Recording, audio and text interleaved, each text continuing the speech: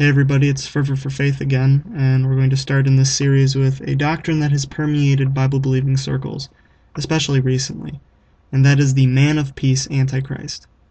The doctrine of the Man of Peace Antichrist teaches that when the biblical Antichrist, or Man of Sin, arrives, he will come as a man of peace, advocating universal brotherhood among humanity. He'll be a great speaker and will get to people's hearts very, very easily by just being seemingly a very nice guy and wanting peace and all that. This is closely related to the concept of a 7-year peace treaty that is supposedly brokered by this version of the Antichrist between the nation of Israel and its Arabic neighbors. This version of the Antichrist is usually very effeminate and is usually homosexual, while being universally adored because of his peacemaking ability. Again, very, very strong speaker, very, very warm personality type of guy, and he receives full control of the world without much of a fight. Proponents of this theory note that in Revelation chapter 6, the rider on the white horse is said specifically to have a bow, but is never mentioned to have any arrows. Hence, it is assumed that he conquers without any bloodshed. Now, this doctrine is so far removed from reality that it's hard for me now, who was once a proponent of it, to understand how one can believe it when they're given all of the facts. Biblically speaking, the Antichrist is 100% of the time described as a man of war, not peace. He is constantly talked about in Scripture as having incredible war-making ability and capacity to destroy. For example, in Daniel chapter 8, verse 24, we read that it says, "And his power shall be mighty, but not by his own power, and he shall destroy wonderfully, and shall prosper and practice, and shall destroy the mighty and the holy people." In Daniel chapter 11, verse 40 through 45, we get an explanation of the Antichrist's war-making prowess, subduing several Middle Eastern nations in the process, Egypt, Libya, etc. Revelation chapter 6 and 13 are also great places to see this as well. Those that worship the beast in Revelation chapter 13 verse 4 ask, "Who is like unto the beast? Who is able to make war with him?" So we see he's a man of war. He's not a man of peace. His main mission is fighting in wars. And the idea that the rider on the white horse has a bow but no arrows, ask yourself this: if you go out hunting, if there's any hunters that listen to me and watch my videos, if you are a bow hunter, what bow hunter in his right mind would go out with his bow but not have any arrows with him?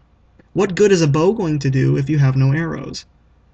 If he truly has no arrows in that passage, which I highly doubt, I don't think that's the case at all, but if he truly didn't have any arrows, it's because he has already shot them. The idea that the Antichrist will be some kind of effeminate homosexual type of guy is preposterous, really, if we really think about it. Again, the Bible is filled with descriptions of the Antichrist's warrior capabilities. He's going to be a man of war, a greater warrior than we've ever seen, really. He's going to be a phenomenal general and a phenomenal fighter. And given his target audience, which I've explained in older videos, and I plan to explain again in the future in a better way, given that target audience, I think it's likely that he's actually going to be married. So this concept of the Antichrist being something along the lines of a homosexual second coming of Mohandas Gandhi certainly doesn't come from the Bible. It doesn't come from the Bible at all. Now I know what you're saying. You might be saying to the screen, but it says in the Bible that by peace he shall destroy many. Well, let's go ahead and let's unpack that. It's going to take a moment, but when I'm done explaining, I hope that you'll see why this argument doesn't work for this particular theory. The passage that is being referred to here, of by peace he shall destroy many, I believe that's definitely talking about the Antichrist, but I think it has an important target to what it's talking about. And let me go on to explain. In Daniel chapter 9, verse 27, it says that the Antichrist shall confirm the covenant with many for 1 week. Now the many that he confirms the covenant with is the same many that are destroyed by peace. That is what I firmly believe, based on everything that I've read in Scripture about the man of sin. The same many that he confirms the covenant with is the many that are destroyed by peace. Now you might say, well, see, that proves a 7-year peace treaty, but I've explained in older videos, and I believe that I still have a video on this up that you can go and watch, that there is no 7-year peace treaty. In the King James Bible, it says that he confirms the covenant, and I think that's a very important use of the words the covenant, because it's very specific in the Old Testament what it's talking about when it talks about the covenant. It's not just a covenant, it's the covenant. So there is no 7-year peace treaty. So then what does that mean if the many that is referred to in Daniel chapter 9:27, if that's the same that's being talked about when it says that by peace he shall destroy many, what is that talking about?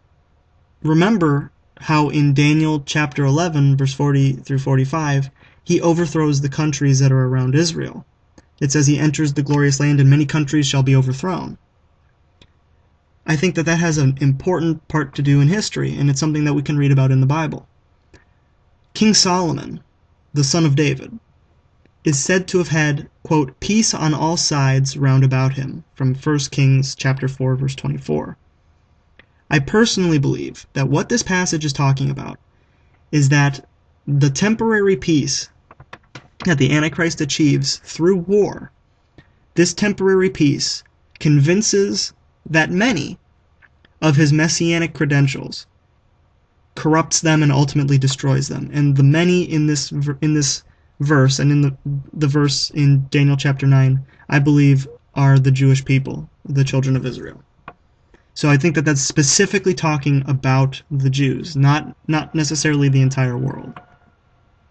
So having said that, where exactly do we get this idea of the man of peace, Antichrist? If it doesn't come from the Bible, where does it come from? And I think the answer to that is simple if we just do a little bit of digging. The answer, I believe, is the idea of the New World Order conspiracy theory. And this might be where I lose some of you, but I just hope that you'll listen to what I say. I'm not going to go into a whole lot of detail in this video. I do plan to talk a whole lot more about it in another video, but right now I just want to talk about how this theory gave rise to the man of peace Antichrist doctrine.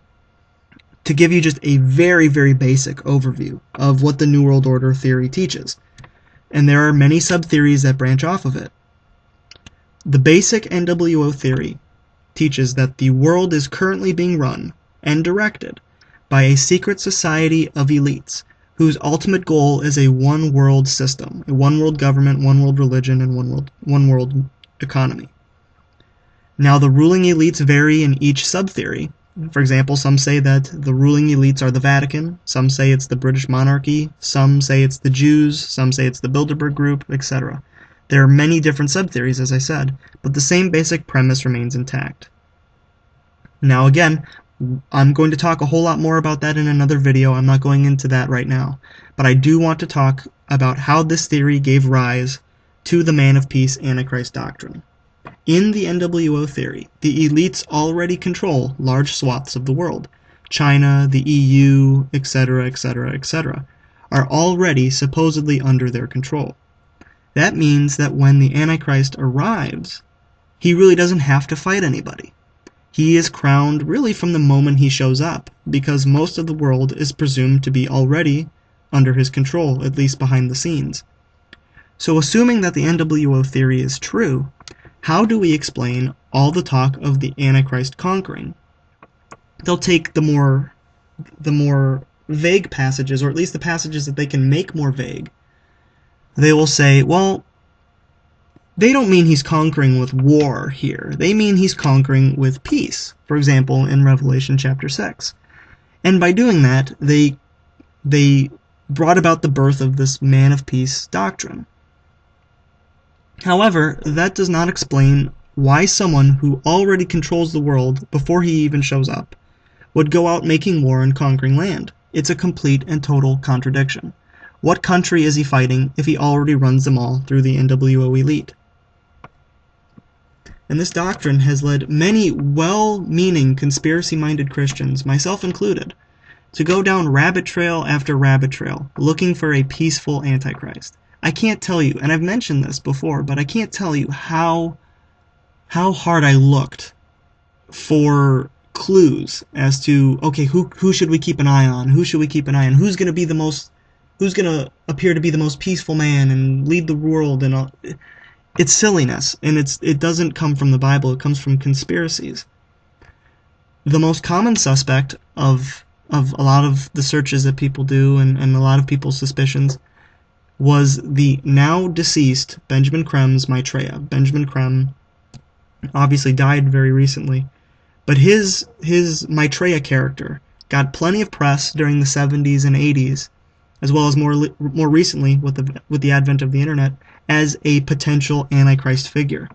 It got a lot of people worked up, and a lot of people were writing books about it, and writing articles and all that stuff about this character, this Maitreya character.